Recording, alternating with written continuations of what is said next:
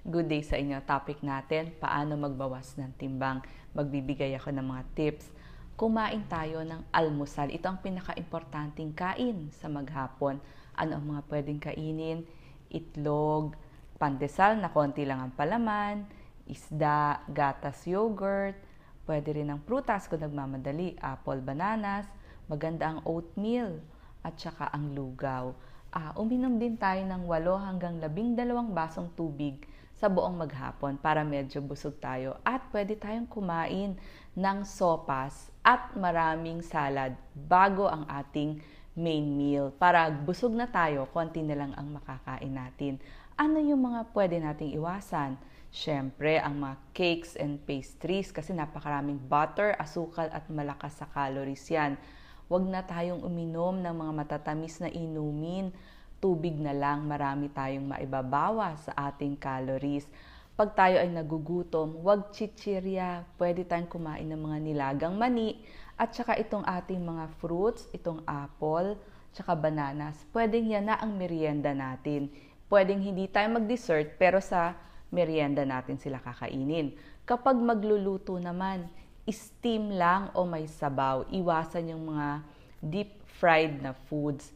Pag pinag-usapan naman ng protina, maganda sana yung karne tatapyasan natin ng taba. At pwedeng ipalit katulad nito, tofu, beans, yung mga tofu, tokwa at beans. Maganda yan pangpalit. At isda, manok.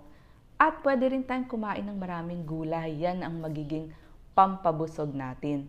Mag-exercise, mga 30 minutes, 4 to 5 times a week, katulad ng mga walking, stationary bike, swimming, o kaya ay dancing. Pagdating naman sa prutas, maganda ito na yun na nga gawin nating merienda, imbis na dessert. At pagkakain tayo, gusto natin, konti-konti, pero yung sa buong maghapon, ay madalas. Huwag tayong magpapakagutom kasi sa susunod na meal natin, gutom na gutom tayo, marami tayong makakain. Paano ang halimbawa nito? Mag-almusal tayo, merienda sa alas 10, tanghalian, merienda sa alas 3, at hapunan. Dito, steady ang sugar supply ng ating katawan. Ngayon, ano naman ang mabuti pagdating sa pagkain? Kailangan relax tayo, mag-concentrate, at maging masaya sa ating pagkain.